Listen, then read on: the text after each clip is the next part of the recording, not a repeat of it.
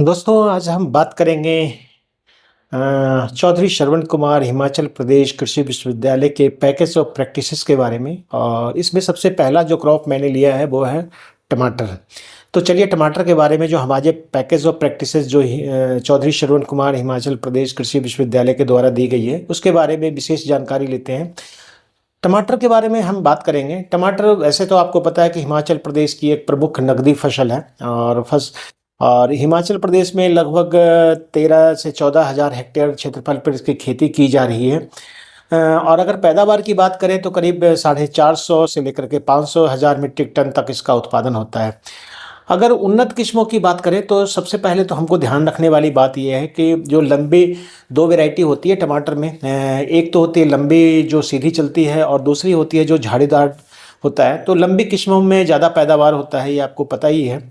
तो जो लोग बाहर टमाटर लगाते हैं या पॉली हाउस में लगाते हैं वो खास करके बरसात के समय में, तो उनको लंबी वाली जो बढ़वार वाली किस्में हैं उसको प्राथमिकता देनी चाहिए। सब जो वैरायटी का अगर किस्मों की बात करें तो हमारे पालमपुर और जो यूएचएफ नॉनी है उसके द्वारा कई सारी किस्में निकाली गई है। उसमें सबसे पहले है सोलन वज्र। ये एक जो बैक्टीरियल बिल्ट है उसके प्रति काफ़ी हद तक रेजिस्टेंट है और उपज भी इसमें करीब 450 क्विंटल प्रति हेक्टेयर तक हो जाता है। दूसरा जो यहाँ के द्वारा यूनिवर्सिटी के द्वारा निकाला गया है पालम पिंक के नाम से, ये भी जो बैक्टीरियल विल्ट है उसके प्रति काफ़ी हद तक इसको भी माना जाता है कि रेजिस्टेंट है और इसकी उपज भी करीब थोड़ी उससे कम है, 250 क्विंटल प्रति हेक्टेयर है। पालमपुर की एक और वैरायटी है पालम प्राइड और ये भी जो बैक्टीरियल विल्ट है उसके प्रति काफ़ी प्रतिरोधक क्षमता रखती है और इसका भी उपज लगभग 250 क्विंटल से लेकर 300 क्विंटल प्रति हेक्टेयर तक है। और उसके अलावा अगर हम बात करें तो सोलन लालिमा जो सोलन यूनिवर्सिटी के द्वारा निकाला गया है, हॉर्टिकल्चर यूनिवर्सिटी, इसमें 650 से 700 क्विंटल तक इसकी उपज है सोलन लालिमा की। काफ़ी ज़्यादा फ्रूटिंग इसमें होती है। और उसके अलावा हिम प्रगति है जो खास करके जो लाहौल स्पीति जो ऊपर के किन्नौर और लाहौल स्पीति में टमाटर खेती होती है वहाँ के लिए रिकमेंड की गई है और 85 दिन में ये तैयार हो जाती है। उसके अलावा कुछ हाइब्रिड किस्म भी है जैसे पालम टोमेटो हाइब्रिड 1 निकाला गया है। ये भी बैक्टीरियल बिल्ट है, उसके प्रति प्रतिरोधी है और ख़ास करके पॉली हाउस के लिए इसको अच्छा माना जाता है। उपज अगर एक पौधे पे कहें तो 3.5 किलोग्राम तक का या मैक्सिमम फ्रूट यील्ड एक प्लांट से मिल जाता है। वहीं हिम पालम टमाटर एक भी है जो बैक्टीरियल बिल्ट के लिए ये भी प्रतिरोधी है और उपज भी इसका 250 से 300 क्विंटल प्रति हेक्टेयर तक है। इसको ओपन में हम लगा सकते हैं। हिम पालम 2 जो है पालम टमाटर 2 है वो बैक्टीरियल बिल्ट, इसमें ये भी प्रतिरोधकों की सबसे मेजर डिजीज जो है टमाटर में वो बैक्टीरियल बिल्ट है जिसमें पौधे खड़े खड़े सूखने लगते हैं, मुरझाने लगते हैं। तो हिम पालम टमाटर 2 है, ये भी 250 से लेके 300 क्विंटल प्रति हेक्टेयर तक इसकी उपज देखी गई है। बीज की बात करें तो दोस्तों 2 तरह की किस्में मैंने आपको बताया, एक नॉर्मल वेराइटी दूसरा हाइब्रिड है। जो अगर नॉर्मल वेराइटी आप लगाते हैं तो 16 से 20 ग्राम बीज एक कनाल में आप लगा सकते हैं। उसके अलावा अगर हाइब्रिड लगाते हैं तो 6 से 8 ग्राम या 4 से 5 ग्राम बीज या ऑलमोस्ट 6 ग्राम बीज प्रति कनाल ज़रूरत पड़ती है। खाद उर्वरक जब मिट्टी हम तैयार करते हैं जब खेत में रोपाई करने के लिए तो उसके लिए करीब करीब 10 क्विंटल प्रति कनाल आप गोबर की खाद आप यूज कर सकते हैं। उसके अलावा 9 किलोग्राम यूरिया सुपर फॉस्फेट भी आप 19 किलोग्राम और म्यूरेट ऑफ पोटाश करीब 3.5 किलोग्राम, इसका एक कम्बिनेशन बना करके आप डाल सकते हैं अपने खेतों में। वहीं अगर हम गोबर खाद की बात दूसरा हम बोलें कि दूसरी वैरायटी उसमें गोबर खाद 10 क्विंटल तक करीब करीब आपको जो है गोबर की खाद के अलावा करीब 12-32-16 भी है 10 किलोग्राम प्रति कनाल और म्यूरेट ऑफ पोटाश भी है वो करीब 1.5 किलोग्राम। उसके साथ यूरिया 6.5 किलोग्राम प्रति कनाल के हिसाब से आप इसमें डाल सकते हैं।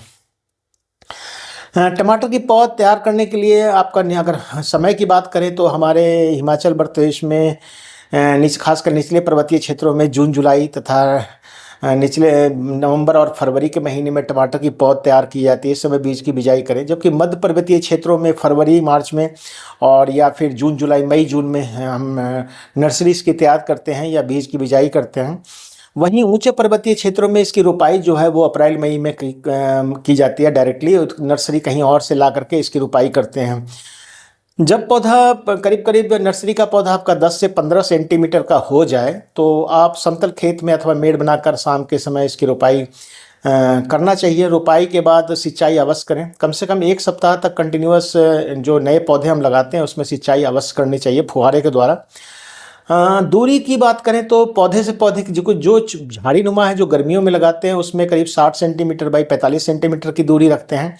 वहीं जो लंबी किस्म है उसमें 90 सेंटीमीटर बाई 30 सेंटीमीटर, यानी लाइन से लाइन की दूरी 90 सेंटीमीटर और पौधे से पौधे की दूरी 30 सेंटीमीटर रखते हैं। खेत की तैयारी की बात करें तो खेत में हल चलाकर या ट्रैक्टर वगैरह से आप इसको मिट्टी को भुरभुरी कर लें और इसके बाद इसमें गोबर की खाद 12-32-16 जो भी आपको दोनों मात्रा बताया है, super phosphate, muriate of potash वगैरह सारा डालें।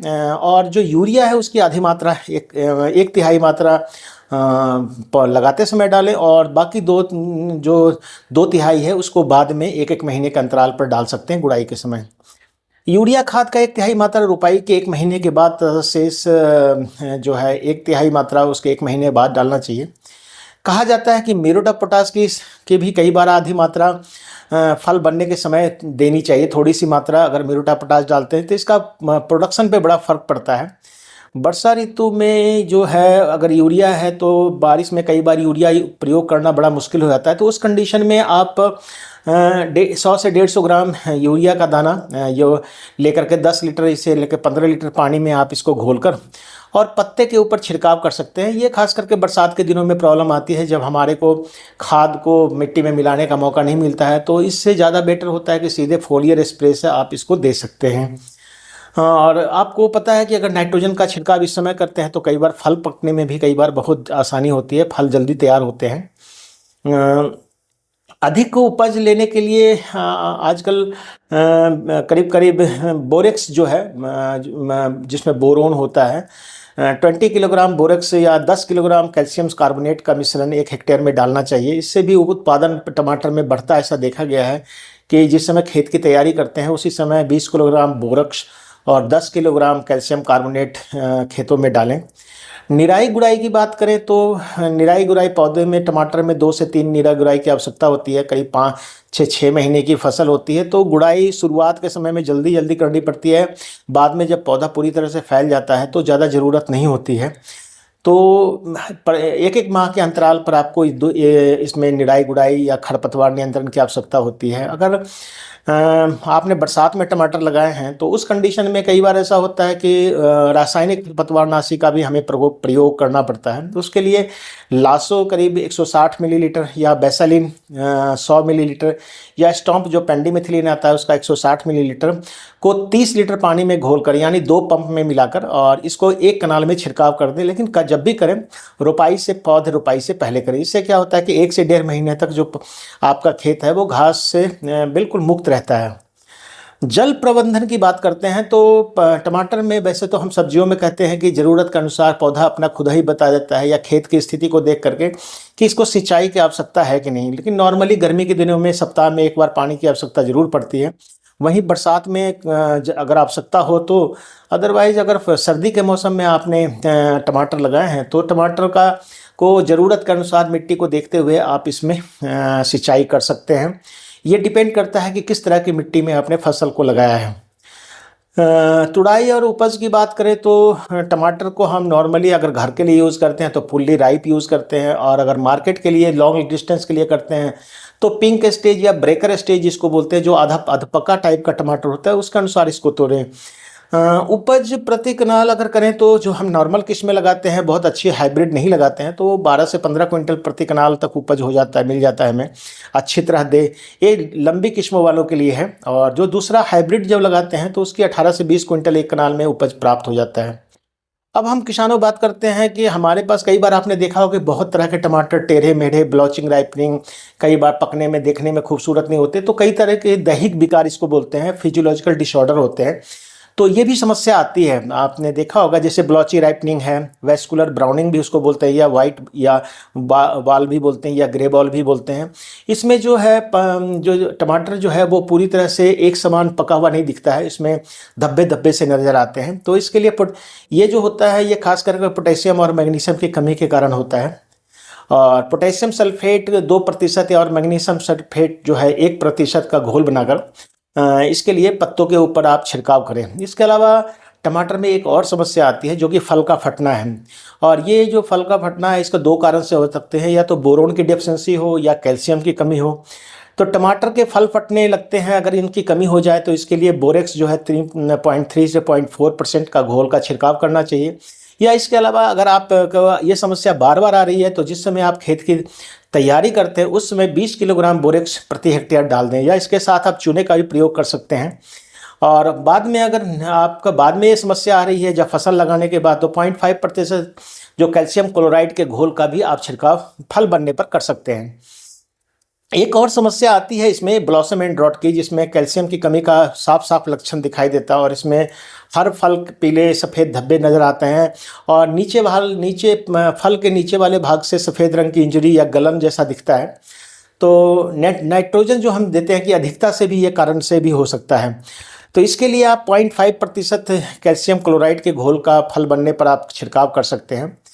कैट फेस एक टेढ़ा मेढ़ा टमाटर देखा होगा जिसमें लंबी लंबी धारियां बनी होती है, नालियां जैसा बन जाता है, उसका वो भी एक समस्या, और ये भी कैल्शियम की कमी से होता है। इसके लिए कैल्शियम क्लोराइड जो है करीब 0.5% का घोल जो फल बनने पर जब फल बन जाता है उसके बाद आप छिड़काव कर सकते हैं। अब आते हैं दोस्तों, हम बात करते हैं बीमारी की। सबसे पहली जो बीमारी है, जो मेजर प्रॉब्लम है टमाटर में, वो है जो आपका कमर तोड़, जिसको हम डैम्पिंग ऑफ भी कहते हैं और नर्सरी स्टेज में बहुत ज़्यादा प्रभावित करता है। इसके लिए जो क्यारी है उसको फॉर्मलिन से 1 लीटर फॉर्मलिन को 10 लीटर पानी में मिला करके इसको हम बेड को उपचारित करते हैं पौध लगाने से पहले। इसके अलावा जो बीज उपचार है उसको कैप्टान, थीरम, जीरम या बेबिस्टीन वगैरह से आप कर सकते हैं, बीजा करें। और अगर बाद में जब पौधे जो बीज अंकुरित हो जाते हैं उसके बाद डायथेनियम 45 और बेबिस्टीन से या कैप्टान से 25 ग्राम प्रति 10 लीटर पानी में मिलाकर इसको ड्रेंचिंग करें। एक और समस्या आती है, आपने जब टमाटर हम लगा देते हैं खास करके बरसात के समय में, तो बकाई रॉट की समस्या होती है और इसमें जो फल है वो हरे और पकते हुए फल उस पर धब्बे नज़र आते हैं भूरे रंग के, और पहले छोटे बाद में ये बड़े हो जाते हैं धब्बे और पूरा टमाटर ही गल जाता है। तो और इस पर कई बार धारियाँ भी बनती है जो देखने में हिरन की आँख की तरह आकृति का दिखता है, इसलिए इसको बकाई रॉट भी बोलते हैं। कई बार फल के ऊपर जब बरसात के दिनों में आप देखेंगे तो उस फल के ऊपर सफ़ेद फफूंद भी नज़र आता है। तो इसके लिए आपको एक तो रोग प्रतिरोधी किस्म लगाएं और पौधे को ज़मीन से लगने ना दें। बरसात में खास करके ज़मीन से उठा करके सहारा दे करके डंडे वगैरह या दूसरे धागे से इसको टांग करके रखें। पौधे के नीचे के जो पत्ते हैं कम से कम 1 फीट तक उसको बिल्कुल ही हटा दें, काट दें कैंची वगैरह से, सीजर से, और सड़े फल को उठा करके नष्ट कर दें। जल निकासी का उचित प्रबंधन करें इसमें, और ख़ास करके मैनकोजेब या डायथेनियम 45, प्रोपिनेव आदि का इसको 25 ग्राम प्रति 10 लीटर में मिला करके पौधे के ऊपर छिड़काव। इसके अलावा आप जो है वो पत्तों के अल्टरनेरिया झुलसा रोग का भी आपने देखा होगा कि ये भी समस्या आती है, जिसमें पत्ते पर गहरे भूरे धब्बे एवं नज़र आते हैं और वो पीला होने लगता है। बाद में जो पौधा है वो पूरी तरह से पीला होना दिया, पत्तों पे पीलेपन के समस्या ज़्यादा आने लगती है। तो इसके लिए कॉपर ऑक्सीक्लोराइड, जिसको हम ब्लाइटॉक्स भी कहते हैं, या एंडोफिलम 45 या जिनेव जो जिंक्स बेस्ड है, तो उसका 25 ग्राम प्रति 10 लीटर पानी में मिला करके इसका छिड़काव करें।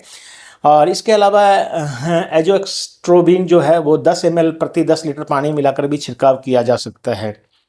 तो इसके कुछ और भी समस्या है, जैसे पछेती झुलसा रोग, जिसको हम ब्लाइट भी बोलते हैं, और ये खास करके आलू की तरह की समस्या है। इसमें ये पत्तों के ऊपर भी, फल के ऊपर भी, डंठल के ऊपर भी समस्या आती है और गहरे हरे धब्बे और भूरे धब्बे दिखाई देते हैं जो बाद में काला भूरा हो जाता है और पौधा जो है पूरा झुलसा हुआ लगता है कि रोग ग्रसित लगता है। इसके लिए मतलब ब्लाइट रेजिस्टेंट वैरायटी कुछ हैं जो उसको लगा सकते हैं। उसके अलावा मैनकोजेब या जिनेब या सामोक्सिनिल का या मैनकोजेब वगैरह का आप, या जो एक्स्ट्रोबिन का या डाइफेनकोनाजोल का जो करीब करीब इसका स्प्रे आप कर सकते हैं 25 से 25 ग्राम प्रति 10 लीटर पानी में मिलाकर। इसको रेगुलर स्प्रे करना पड़ता है और ये समस्या करीब करीब बरसात के समय में भी ज़्यादा आती है।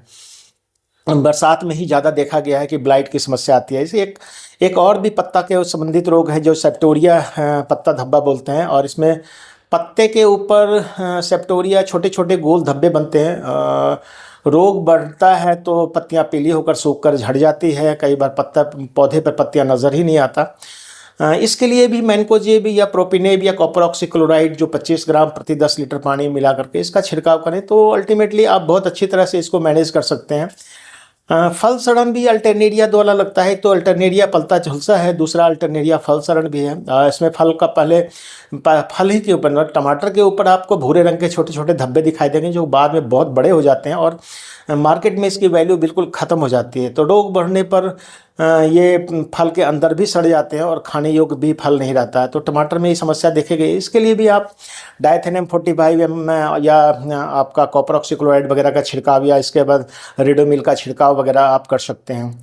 अब जीवाणु से संबंधित जिसको बैक्टीरिया बोलते हैं, तो बैक्टीरियल विल्ट आपने देखा होगा, पौधे बीच बीच से एक एक करके जब पूरी ग्रोथ हो जाती है, फलन में आ जाता है, उस समय सूखने लगता है। तो उसके लिए भी पौधे की किसी व्यवस्था में ये पौधे हो लग सकता है। और ख़ास करके जब पूरी तरह से टमाटर से लदा हो उस समय पौधे जब सूखने लगते हैं तो बैक्टीरियल विल्ट साफ नज़र आ जाता है, जिसमें टमाटर जो है मिर्च का, इसमें क्रॉप रोटेशन रखना बहुत ज़रूरी होती है। और उसमें जिसमें टमाटर लगाया उसमें बैंगन, शिमला मिर्च या हरी मिर्च को ना लगाएं और अच्छे स्वस्थ पौध का चुनाव करें, रोग प्रतिरोधी किस्मों को लगाएं। दूसरा बैक्टीरियल कैंकर है, इसमें भी पत्ते मुरझाते हैं और तने पर भूरे रंग का धारी, फल के ऊपर सफ़ेद भूरे रंग के दिखाई देते हैं। तो इसके लिए भी रोग मुक्त स्वस्थ पौध लगाना चाहिए। पौधे जो डिजीज प्लांट है उसको उखाड़ के नष्ट कर देना चाहिए। कम से कम 3 वर्ष का फसल चक्र जरूर अपनाएं। टमाटर का एक सू स्ट्रिंग है जिसमें पत्तियों पे आप देखेंगे कि लंबे लंबे स्ट्रिंग जैसे धागे जैसे बनते हैं सिरे पर, और पत्तियां नीचे की ओर मुड़ने लगती है। इसके अग्रभाग में जैसे आपको धागे जैसा नज़र आता है। रोगग्रस्त पौधे पे जो इसका लक्षण होता है देरी से फूल आना या फल छोटा रह जाना, इस तरह की समस्या इसमें आती है। फल अपना समुचित आकार नहीं ले पाता है। तो इसके लिए भी रोग प्रतिरोधी किस्में हैं। वैसे ये समस्या ज़्यादा देखी नहीं गई है, लेकिन कई बार सीवियर कंडीशन है तो जहाँ लगातार हम टमाटर लगाते हैं वहाँ पर आ सकती है। तो खेत में से खरपतवार जैसे धतूरा वगैरह है आसपास में मेड़ के ऊपर रहता है, उसको निकाल देना चाहिए। पाउडरी मिल्ड्यू है, चूर्णालता जिसको पाउडरी मिल्ड्यू बोलते हैं, और इसके पत्ते के ऊपर सफ़ेद रंग के धब्बे नज़र आते हैं। पहले हल्के रहते हैं, बाद में बीमारी बढ़ने पर कई बड़े बड़े धब्बे बन जाते हैं। पौधे की जो पत्तियां होती है वो पीली पड़ने लगती है, मरने लगती है, जलने जैसा लगता है। रोग प्रतिरोधी किस्म का प्रयोग इसमें करना चाहिए। फफूंद रोग के उपचार है तो अगर हम पूरी तरह से बात करें तो इसके लिए बीज वो बीज जब भी आप लगाएं तो उपचारित बेड पे लगाएं और फॉर्मलिन से ट्रीटेड आपका क्यारी होना चाहिए। उसके अलावा नर्सरी पौध के जड़ को भी आप ट्रीट कर सकते हैं। समय पे जो है वो फफूंदनाशक का छिड़काव करें, पौधे को सहारा दें। ज़मीन से खासकर बरसात और सर्दियों वाली पौधे को आप ज़मीन से ऊपर करके रखें ताकि वो ज़मीन में टच ना करे उसके पत्ते ज़्यादा या पत्ते या फल। और नीचे वाले पत्ते को आप उसको हटा दें, मतलब उसको काटते रहें, क्योंकि बारिश की बूंदें जब पड़ती है तो पत्तों के ऊपर से होकर के जो बीमारी है ऊपर को फैलती है। उसके अलावा रोपाई के बाद और मानसून के पूर्व पौधों पर एंडोफिल M45 या कॉपर ऑक्सीक्लोराइड वगैरह का छिड़काव कंटिन्यूअस करते रहें। एंडोफिल M45 या कॉपर के साथ बेविस्टिन मिलाकर के भी छिड़काव किया जा सकता है। इसको रेगुलर बेसिस पे 15 से 20 दिन का अंतराल पर रखते रहें। उसके अलावा ये सस्ता भी है। कॉपर ऑक्सीक्लोराइड का आप छिड़काव कर सकते हैं करीब 25 ग्राम 10 लीटर पानी मिलाकर। और जब फल आने लगते हैं तो प्रभावित जो कोई पौधा अगर फल ग्रसित है तो उसको तोड़ के हटा दें।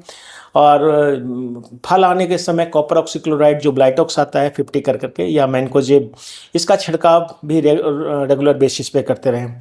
अगर कीड़े की बात करें तो बहुत सारी समस्या टमाटर में आती है, खास करके फल छेदक। आपको शुरू में देखा होगा कि जो फल है उसमें छेद कर करके फल सड़ने लगता है और किसानों को बहुत ज़्यादा नुकसान होता है। उसके साथ साथ ये सुंडियाँ कई बार पौधे के हरे भाग को, पत्ते वगैरह को बहुत तेज़ी से खाती है। तो इसके लिए कराटे आता है, लेमडा साइलोथ्रीन जो होता है, इसको भी आप 80 ml प्रति 100 लीटर पानी मिलाकर इसका फूल आने पर इसका छिड़काव कर सकते हैं। एक पिनवर्म है जो आजकल नई समस्या पिछले 8-10 साल से देखी जा रही है, और ये भी करीब करीब आपका जो लीफ माइनर है उसी तरह का दिखता है।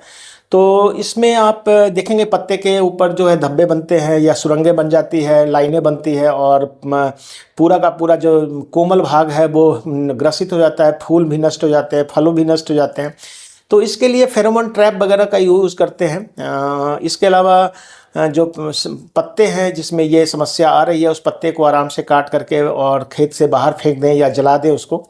इसके अलावा बीटी जो थ्यूरेंजेनेसिस होता है, बैसिलस थ्यूरेंजेनेसिस, वो उसके आधारित कीटनाशक होता है, उसका आप छिड़काव कर सकते हैं 500 मिलीलीटर प्रति हेक्टेयर के हिसाब से। और इसके अलावा अगर आप 400 मिलीलीटर स्पिटोरम जो है या 500 मिलीलीटर न्यूबोल्यूरान जो है उसका भी छिड़काव करीब 700 मिलीलीटर पानी में मिलाकर किया जा सकता है। माइट टमाटर की बहुत ज़्यादा समस्या नहीं है, लेकिन फिर भी बहुत ज़्यादा कई बार जो पत्तियां होती है पीली होकर धीरे धीरे सूख जाती है, खास करके नीचे से ऊपर की तरफ, पुराने पत्ते से ऊपर की तरफ जाती है। तो इसमें जो संक्रमित पौधे की जो पत्तियां उसको हटा देना चाहिए। नीम तेल का जो नीम का अजाडिरेक्टिन आता है उसका 5 ml प्रति लीटर पानी में मिलाकर इसका छिड़काव करते रहें तो काफ़ी कंट्रोल रहता है। इसके अलावा ऊमाइट्स वगैरह या डाइफेन्यूरान, स्पाइरोमेसिफेन का छिड़काव कर सकते हैं। उसके अलावा सफ़ेद मक्खी जो वायरस डिजीज़ को सबसे ज़्यादा फैलाता है, जो सबसे ज़्यादा, और ये टमाटर में एक बहुत बरसात में खास करके और सर्दियों के मौसम में बहुत बड़ी समस्या होती है। तो उसके लिए आप जो है पायरीप्रॉक्सीफेन या इमिडाक्लोरोप्रिड जो है 500 ml जो है 150 या 200 लीटर पानी में मिलाकर इसका छिड़काव करें तो ये समस्या काफ़ी हद तक कंट्रोल हो जाता है। लेकिन समय से वाइट फ्लाई का ज़रूर कंट्रोल करना चाहिए। फल मक्खी की बात करें तो ये फ्रूट फ्लाई से तो कोई अभी अछूता नहीं है, हर फल में लगता है, हर सब्जी में, खासकर फल लगने वाले सब्जी में, घिया, डानी, करेला, खीरा, कद्दू सब में लगता है। टमाटर में भी नुकसान करता है। तो इसके लिए आप जो ट्रैप है उसको बना सकते हैं। जैसे 500 ग्राम गुड़ में 100 ml फ्लूवेंडामाइड का घोल बना लीजिए और उसको छिड़काव करेंगे तो गुड़ के कारण जो है इसको आते हैं और उसके बाद ये मर जाते हैं, तो इसको आप यूज़ कर सकते हैं। इसके अलावा पालम ट्रैप भी आता है जिसको हम एक कनाल में 2 हम ट्रैप लगाते हैं और पौधों पर छिड़काव करने के लिए हम छिड़काव करने से भी काफ़ी हद तक ये समस्या समाधान हो जाता है। 15 दिन जो छिड़काव करने के बाद आप कम से कम 15 दिन तक आप फल ना तो कोई भी केमिकल इंसेक्टिसाइड जैसे सेबिन वगैरह का छिड़काव करते हैं। एक और भी है जो हम ट्रांसप्लांट करते हैं उस समय समस्या आती है, वो होते हैं कटुआ कीड़ा, जिसको हम बोलते हैं कि ये जो है स्टेम को पौधे के जो जब हम लगाते हैं ट्रांसप्लांट करते हैं उसी स्टेज में ये इसको काट देता है और ये खास करके रात के समय में इसकी जो है समस्या ज़्यादा आती है। तो इसके लिए 400 मिलीलीटर जो है स्पाइनोटोरम जो 500 लीटर पानी में मिलाकर पौधों के आसपास जो है पौधों के जड़ में जिस समय आप शुरुआत में पौधे लगाते हैं उसी समय आप डाल सकते हैं। इसके अलावा ये ध्यान रखें कि सड़ी हुई गोबर का खाद का प्रयोग करें या ना ही करें तो ज़्यादा अच्छा है, क्योंकि ये कीड़ा खास करके गोबर से मिलता जुलता है और उसके बाद उसी में छिप जाता है। तो कई बार हमारी मतलब खड़ी जो ना ट्रांसप्लांट करते हैं कॉस्टली प्लांट होता है तो उसको पूरी तरह से ज़मीन के बराबर में काट करके गिरा देता है। उसके अलावा अगर हम एक और जो बहुत तेज़ी से तो नहीं बोल रहे हैं लेकिन जहाँ पर लगातार हम एक ही फसल लगाते हैं तो खासकर टमाटर में देखा गया है, जैसे पॉली हाउस में भी और बाहर भी, वो निमेटोड की समस्या है। इसमें जड़ में गांठ बन जाती है और गांठ बनने से क्या होता है कि जो ट्रांसलोकेशन है जो पानी का और पोषक तत्वों का वो ऊपर को नहीं हो पाता है और पौधे की बढ़ोतरी रुक जाती है, फलन में समस्या आती है, फल कम लगते हैं या फलन अगर लगता भी है तो पौधे की बढ़वार रुक जाती है बिल्कुल। तो उस कंडीशन में हम जो सूत्र के निमेटोड रेजिस्टेंट वैरायटी है उसको लगाएं और कभी भी जो पौधशाला जहाँ से भी आप नर्सरी से आप पौधे लेते हैं वो देख लें कि वो स्वस्थ होना चाहिए। उसमें शुरुआत में ही कई बार उनकी जड़ों को देख के पता लग जाता है कि यह निमेटोड ग्रसित नहीं है। फ्लूपाइरम जो है 1250 ml प्रति 1000 लीटर पानी में मिला करके और इसको हम पौधे की जड़ में ड्रेंचिंग करें तो इसका फ़ायदा होता है। तो ये तो थी हमारे पैकेज ऑफ प्रैक्टिसेस टोमेटो के बारे में। अगर कोई जानकारी चाहिए तो आप मेरे से और भी पूछ सकते हैं। मैं सारे जो जितने भी हमारे पैकेज ऑफ प्रैक्टिसेस में वेजिटेबल हैं जो हिमाचल प्रदेश में जिसकी खेती होती है उसके बारे में हम चर्चा करेंगे। दोस्तों धन्यवाद।